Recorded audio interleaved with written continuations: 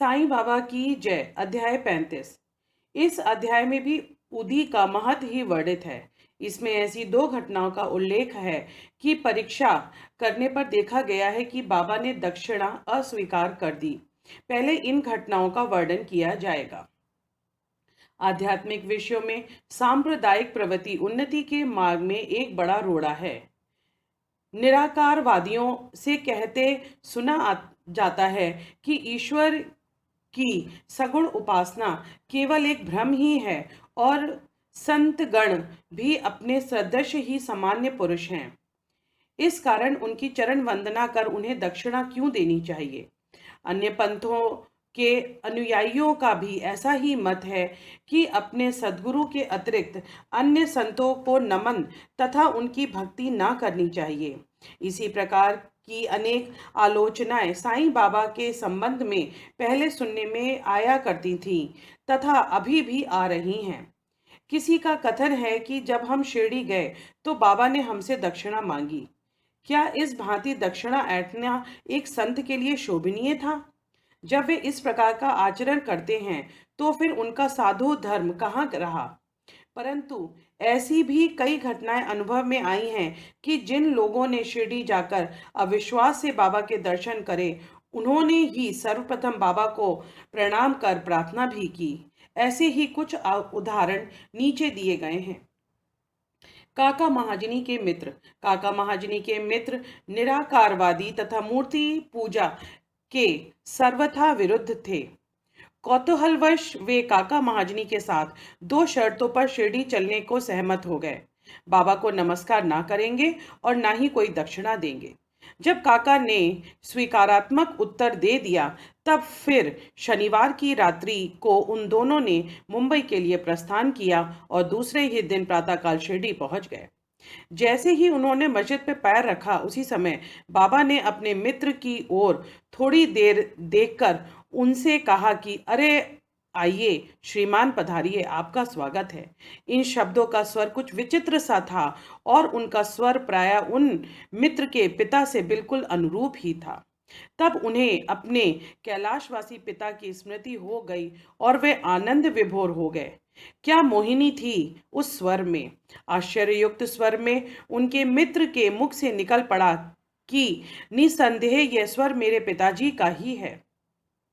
तब वे शीघ्र ही दौड़कर गए और अपनी सब प्रतिभाएं भूलकर उन्होंने बाबा के श्री चरणों में अपना मस्तक रख दिया। बाबा ने काका से तो दोपहर में तथा विदा लेते समय 2 बार दक्षिणा मांगी, परंतु मित्र से एक शब्द भी ना कहा। उनके मित्र ने मुस्कुराते हुए कहा कि भाई देखो, बाबा ने तुमसे तो 2 बार दक्षिणा मांगी, परंतु मैं भी तो तुम्हारे साथ ही आया हूं, फिर वह मेरी इस प्रकार उपेक्षा क्यों करते हैं। काका ने उत्तर दिया कि बेहतर तो यह होगा कि तुम स्वयं ही बाबा से पूछ लो। बाबा ने पूछा कि क्या कानाफूसी हो रही है। तब उनके मित्र ने कहा कि क्या मैं भी आपको दक्षिणा दूं। बाबा ने कहा कि तुम्हारी अनिच्छा देखकर मैंने तुमसे दक्षिणा नहीं मांगी, परंतु यदि तुम्हारी इच्छा ऐसी ही है तो तुम दक्षिणा दे सकते हो। तब उन्होंने 17 रुपए भेंट किए, जितने काका ने दिए थे। तब बाबा ने उन्हें उपदेश दिया कि अपने बीच जो तेली की दीवार है, इसे नष्ट कर दो, जिससे हम परस्पर देखकर अपना मिलन का प्रथम सुगम बना सके।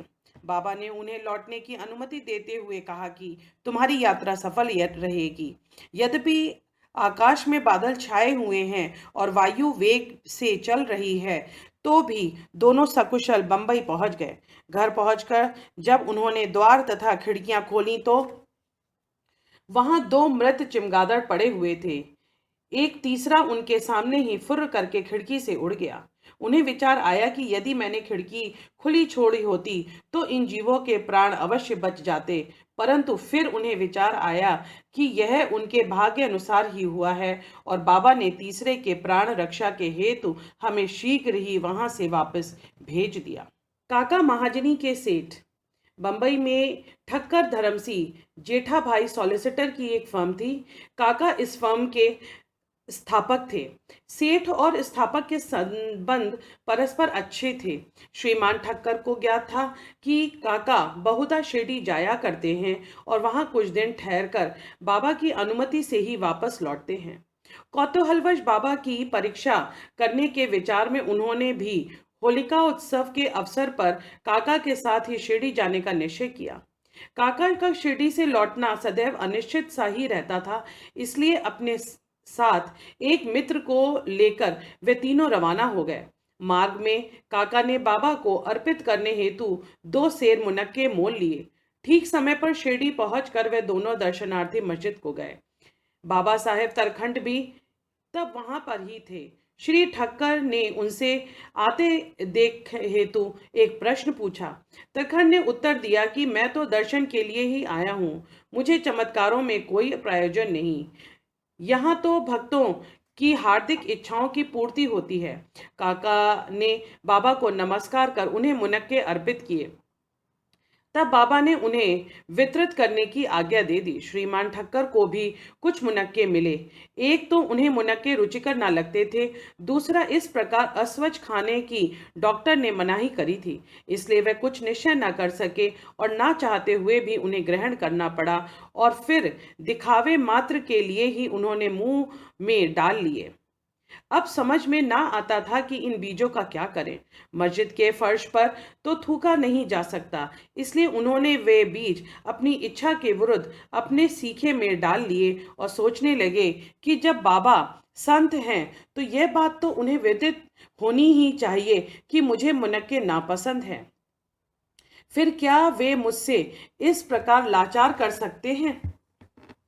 जैसा कि ये विचार उनके मन में आया, बाबा ने उन्हें कुछ और मुनक्के दिए, पर उन्होंने खाया नहीं और अपने हाथ में ले लिया।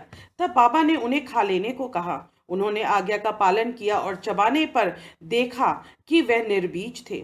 वे चमत्कार की इच्छा रखते थे, इसलिए उन्होंने देखने को मिल गया। उन्होंने सोचा कि बाबा समस्त विचारों को तुरंत जान लेते हैं और मेरी इच्छा अनुसार ही उन्होंने मुझे बीज रहित दिए हैं। क्या अद्भुत शक्ति है इनमें। फिर शंका निवारणार्थ उन्होंने तरखंड से, जो समीप में ही बैठे हुए थे और जिन्हें भी थोड़े मुनक्के मिले थे, पूछा कि किस किस्म के मुनक्के तुम्हें मिले। उत्तर मिला, अच्छे बीजों वाले। श्रीमान ठक्कर को तब और भी आश्चर्य हुआ कि यदि बाबा वास्तव में संत हैं तो अब सर्वप्रथम मुनक्के काका को ही दिए जाने चाहिए।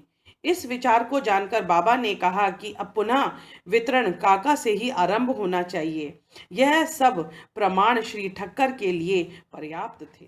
फिर श्यामा ने बाबा के परिचय कराया कि आप ही काका के सेठ हैं।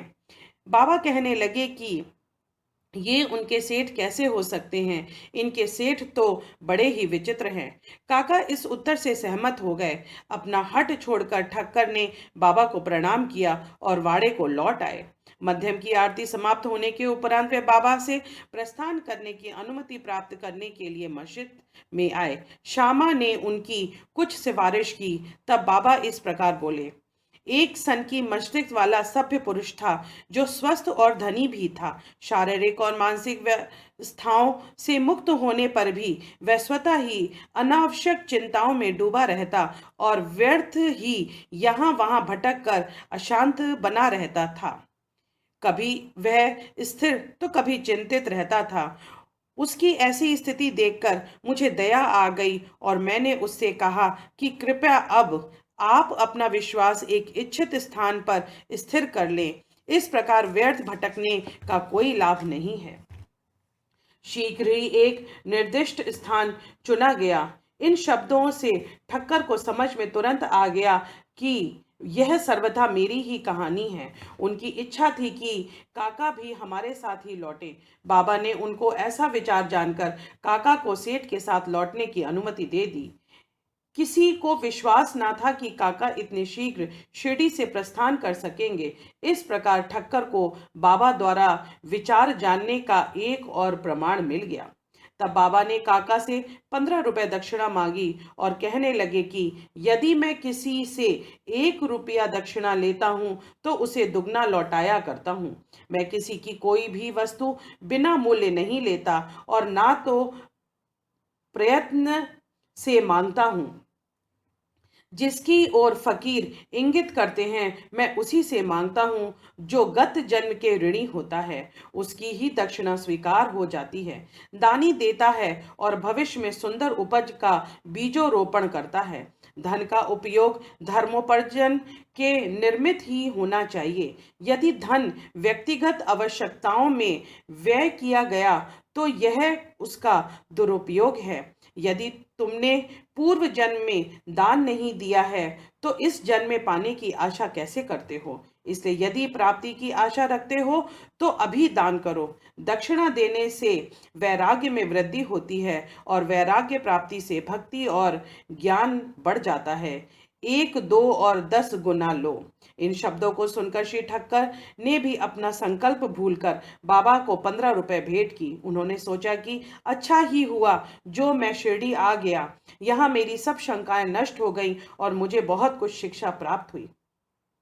ऐसे विषयों में बाबा की कुशलता बड़ी अद्वितीय थी। यद्यपि वह सब कुछ करते थे फिर भी वह इन सबसे अलिप्त रहते थे। नमस्कार करना या ना करने वाले दोनों ही उनके लिए एक समान थे। उन्होंने कभी किसी का अनादर नहीं किया। यदि भक्त उनका पूजन करते तो इससे उन्हें ना कोई प्रसन्नता होती और ना ही किसी की उपेक्षा करते और ना ही कभी दुखी होते। वह सुख और दुख की भावना से परे हो चुके थे। अनिद्रा। बांद्रा के एक महाशय कायस्थ प्रभु बहुत दिनों से नींद न आने के कारण अस्वस्थ थे।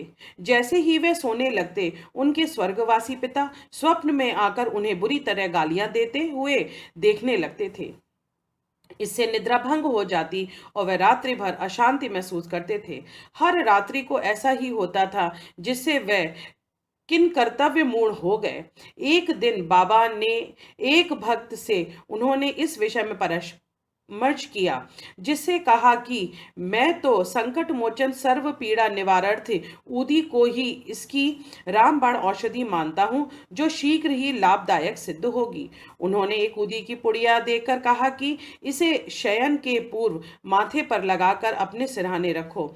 फिर तो उन्हें निर्विघ्न प्रगाढ़ निद्रा आने लगी। यह देखकर उन्हें महान आश्चर्य और आनंद हुआ। यह क्रम चालू रखकर वह अब साईं बाबा का ध्यान करने लगे। बाजार से उन्होंने एक चित्र लाकर अपने सिरहाने के पास लगा लिया और उसका नित्य पूजन करना प्रारंभ कर दिया। प्रत्येक गुरुवार को वह हार और नैवेद्य अर्पण करने लगे। वे अब पूर्ण स्वस्थ हो गए और पहले से सारे कष्टों को भूल गए। बालाजी पाटिल नावस्कर ये बाबा के परम भक्त थे। ये उनकी निष्काम सेवा किया करते थे। एक दिन में जिन रास्तों में बाबा निकलते उन्हें वे प्रातः काल ही उठकर झाड़ू लगाकर पूर्ण स्वच्छ करते थे। इसके पश्चात यह कार्य बाबा की एक परम भक्त महिला राधा कृष्ण माई ने किया और फिर अब्दुल ने। बालाजी जब अपनी फसल काट कर लाते तो वह सब अनाज उन्हें भेंट कर दिया करते थे। उससे जो कुछ भी बाबा उन्हें लौटा देते उसी से वे अपने कुटुंब का भरण पोषण किया करते थे। यह क्रम अनेक वर्षों तक चला और उनकी मृत्यु के पश्चात भी उनके पुत्र ने इसे जारी रखा। ऊदी की शक्ति का महत्व। एक बार बालाजी के श्राद्ध दिवस की वार्षिक बरसी के अवसर पर कुछ व्यक्ति आमंत्रित किए गए। जितने लोगों के लिए भोजन तैयार किया गया उसके तिगुने लोग भोजन के समय एकत्रित हो गए। यह देखकर श्रीमती निवासकर किन कर्तव्य मूढ़ता सी हो गई। उन्होंने सोचा कि यह भोजन सबके लिए पर्याप्त न होगा और कहीं कम पड़ गई तो कुटुंब में भारी अपकीर्ति होगी। तब उनकी सास ने उनसे सांत्वनापूर्ण शब्दों में कहा कि चिंता ना करो, यह भोजन सामग्री हमारी नहीं, यह तो श्री साईं बाबा की है। प्रत्येक बर्तन में ऊदी डालकर उन्हें वस्त्र से ढक दो और बिना वस्त्र हटाए सबको परोस दो, वे ही हमारी लाज बचाएंगे। परामर्श के अनुसार ऐसा ही किया गया। भोजनार्थी के तृप्त भोजन करने के पश्चात भी भोजन सामग्री यथेष्ट मात्रा में शेष देखकर उन सबको महान आश्चर्य और प्रसन्नता हुई। यथार्थ में देखा जाए तो जैसा जिसकी भावना होती है उसके अनुरूप ही अनुभव प्राप्त होता है। ऐसी ही घटना मुझे प्रथम श्रेणी के उप न्यायाधीश तथा बाबा के परम भक्त श्री B.A. चांगुले ने बतलाई। फरवरी सन 1943 में करजात की पूजा के उत्सव हो रहा था। तभी उस समय पर एक ब्रह्म भोज का आयोजन किया गया। भोजन के समय आमंत्रित लोगों के लगभग 5 गुना अधिक भोजन के लिए आए, फिर भी भोजन सामग्री कम नहीं हुई। बाबा की कृपा से सबको भोजन मिला। यह देखकर सबको आश्चर्य हुआ। साईं बाबा का सर्प के रूप में प्रकट होना। शिरडी में रघु पाटिल एक बार निवासे के बालाजी पाटिल के घर गए, जहां संध्या को उन्हें ज्ञात हुआ कि एक सांप फुंकारता हुआ गौशाला में घुस गया है। सभी पशु भयभीत होकर भागने लगे। घर के लोग भी घबरा गए, परंतु बालाजी ने सोचा कि श्री साईं ही इस सब रूप में यहाँ प्रकट हुए हैं। तब वे एक प्याले में दूध लेकर के आए और निर्भय होकर उस सर्प के सम्मुख रख कर उनको इस प्रकार संबोधित करके कहने लगे, बाबा, अब फुंकार का शोर क्यों कर रहे हो? क्या आप मुझे भयभीत करने चाहते हो? यह दूध का प्याला ले लीजिए और शांति पूर्वक पी लीजिए। ऐसा कहकर वे बिना किसी भय के उसके समीप ही बैठ गए। अन्य कुटुंबजन तो बहुत घबरा गए और उनकी समझ में ना आ रहा था कि अब वे क्या करें। थोड़ी ही देर में सर्प अदृश्य हो गया और किसी को पता भी ना चला कि वह कहाँ गया। गौशाला में सर्वथा देखने पर भी वहां उसका कोई चिन्ह ना दिखाई दिया। अनंत कोटि ब्रह्मांड नायक राजाधिराज योगीराज परब्रह्म श्री सच्चिदानंद सद्गुरु साईनाथ महाराज की जय।